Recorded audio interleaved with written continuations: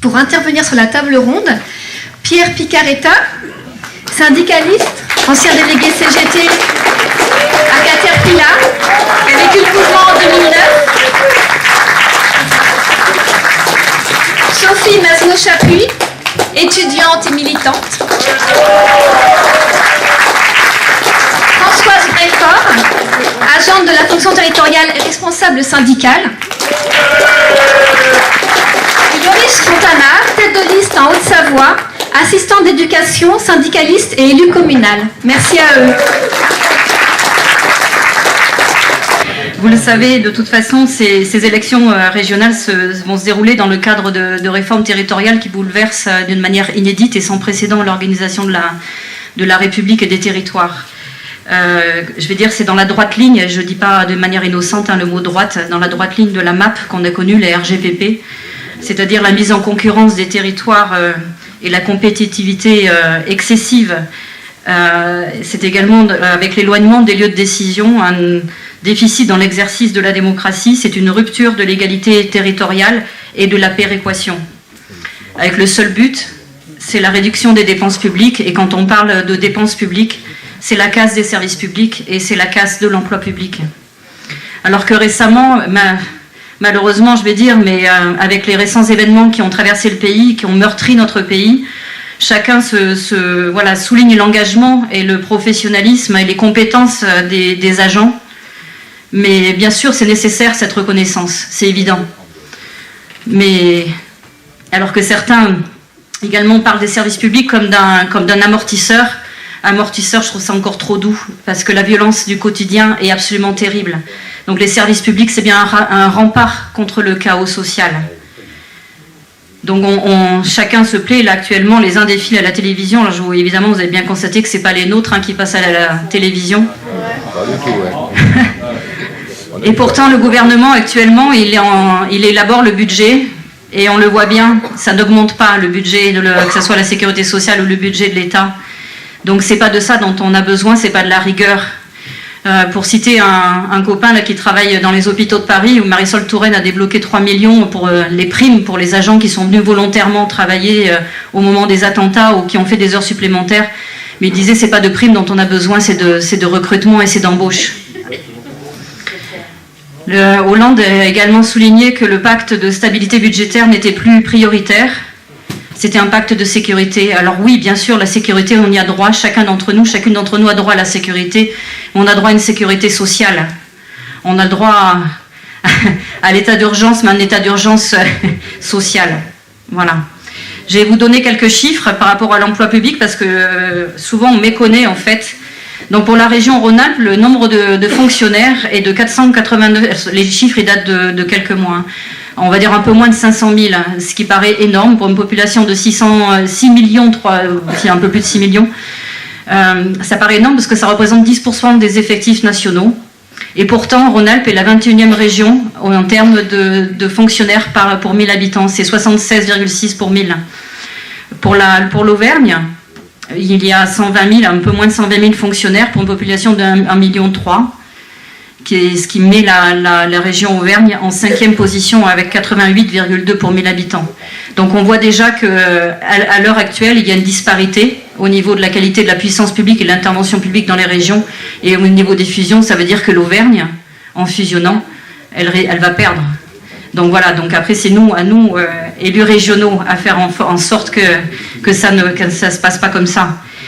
Et puis j'ai parlé de la fonction publique territoriale, sans doute parce que je suis aussi agent territorial. Au niveau de la région, ça représente entre Auvergne et Rhône-Alpes 13 000 agents territoriaux. Selon les estimations, alors c'est des estimations des syndicats, 54% des agents de Rhône-Alpes-Auvergne, ou Auvergne-Rhône-Alpes, je suis désolée, je ne sais pas, on n'a pas encore, si c'est Auvergne-Rhône-Alpes, partiraient il y aurait des départs à la retraite pour 54% d'entre eux entre 2015, pendant la durée du mandat entre 2015 et 2022. Et à l'heure actuelle, il n'y a aucune indication de renouvellement d'effectifs. Et ça, c'est inacceptable. Alors, je vais pas citer évidemment Wauquiez qui parlait avec Sarkozy du non-remplacement d'un fonctionnaire sur 2. Je vais citer Marine Le Pen. Non, Non, mais je crois qu'en fait, il faut quand même entendre, parce que nous ne méconnaissons pas, mais je crois que nos amis, nos collègues, nos voisins méconnaissent quand elle dit il faut limiter la fonction publique territoriale parce qu'il ne m'apparaît pas qu'elle serve à la population. Voilà. Et Marion Maréchal Le Pen, elle n'est pas dans notre région, mais elle reprend le même principe, c'est-à-dire le non-remplacement des fonctionnaires partant à la retraite, et c'est écrit dans le programme des régionales.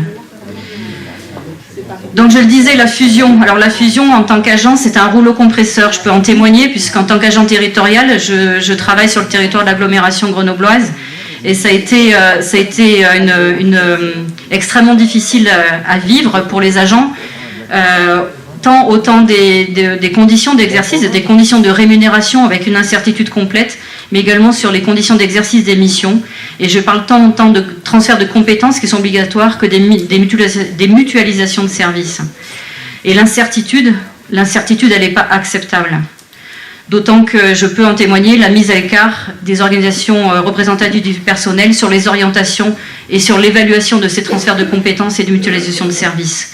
Donc là, au niveau régional, c'est une autre échelle que ça va se discuter et que ça porte.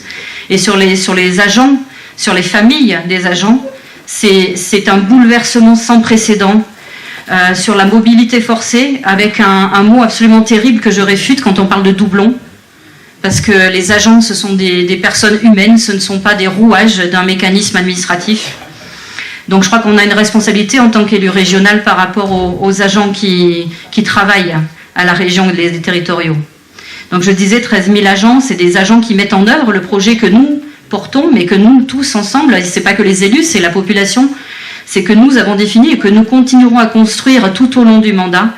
Donc je pense que nous avons vraiment un devoir de réussir ce travail avec les agents. Et comme on disait, autant au niveau de l'entreprise, on n'accepte pas que la démocratie s'arrête aux portes de l'entreprise. Donc il ne faut pas accepter que la démocratie s'arrête aux portes des bâtiments administratifs, quels qu'ils soient.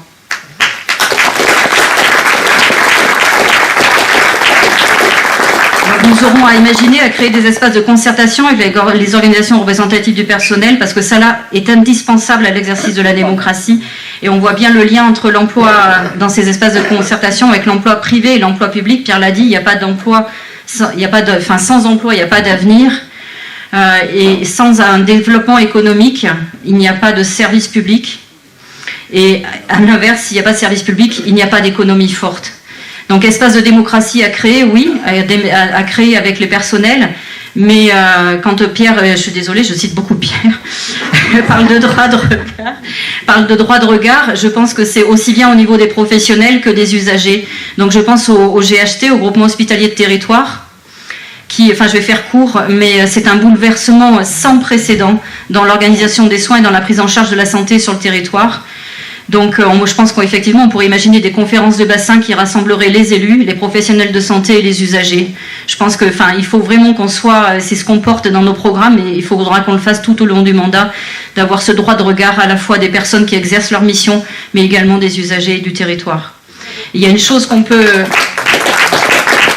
également mettre en place assez immédiatement, c'est la mise en place de maisons de services publics, et je fais bien la différence, puisque la loi NOTRe, qui porte très mal son nom parce que c'est pas la nôtre, elle rend possible des maisons de services au public. Et je crois que tout le combat des élus régionaux que nous allons avoir, c'est de mettre en place des maisons de services publics pour que les habitantes et les habitants puissent avoir accès à leurs droits dans la proximité, et avec du personnel sous statut, en nombre et formé. Nous parlons bien de services publics et non pas de services au public. Et puisque nous avons un projet ambitieux et audacieux pour notre région, pour une région solidaire et écologique, je pense que nous nous engageons tout autant à avoir une politique ambitieuse et audacieuse envers les services publics et les agents qui exercent leur mission. Alors bien sûr, la région ne peut pas tout porter, mais puisque c'est indissociable d'objectifs de transformation sociale, que ce soit au plan national ou au plan européen. Mais soyez-en sûrs, je crois que là, ici, on est tous convaincus, mais je crois qu'il nous reste quelques jours pour convaincre que les élus qui portent l'humain d'abord, où qu'ils soient, c'est ce qu'ils veulent mettre en place, des transformations de société dans le sens du progrès Et avec un emploi, qu'il soit public ou privé, arrêtons de les opposer. Donc voilà, quelques jours pour voter et faire voter pour la liste L'Humain d'abord.